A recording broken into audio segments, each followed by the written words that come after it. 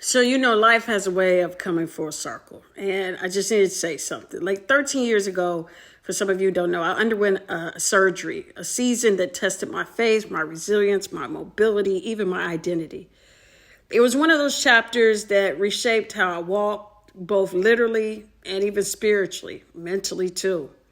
For years, that injury defined part of my story.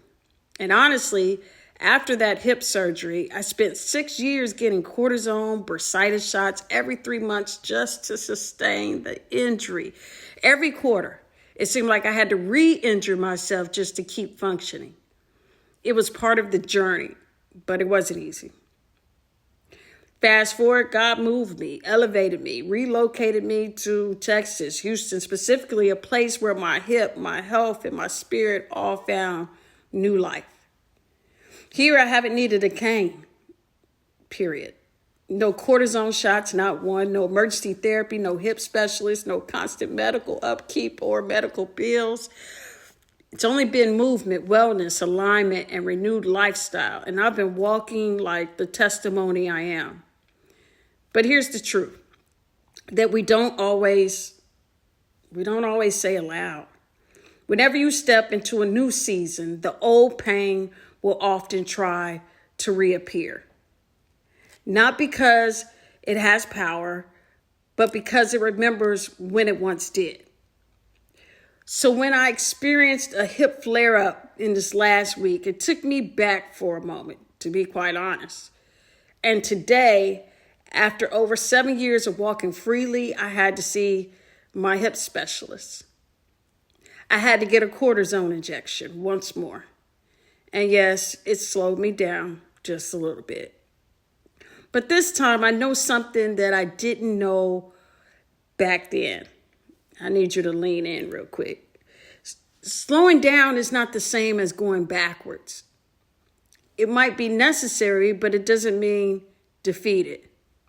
This flare up with my hip this week, it reminded me, as I was sitting in the airport yesterday, it reminded me of rejection. It reminded me of that familiar pattern. The moment you start prospering, thriving, moving forward, it seems like something from your past surfaces or resurfaces, trying to convince you that you're still the same person you were back then. But here's the nugget. Here's the revelation. The pain can return, but it can't reclaim you. What once damaged you may try to show up again, not because it has access, but because it has memory. But I am not who I was then when the pain first visited me. Time has passed. Healing has taken place both in my hip and from my stroke. My strength has grown. My spirit has evolved.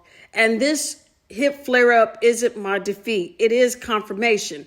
What is it confirmation of? It's confirmation that the enemy's last attempt to whisper doubt just when God is positioning me for a new thing. I keep hearing new thing. In Isaiah in the Bible, I think it's chapter 43, maybe 19, not for sure. It says, "Behold, I'm doing a new thing. Shall you not perceive it?"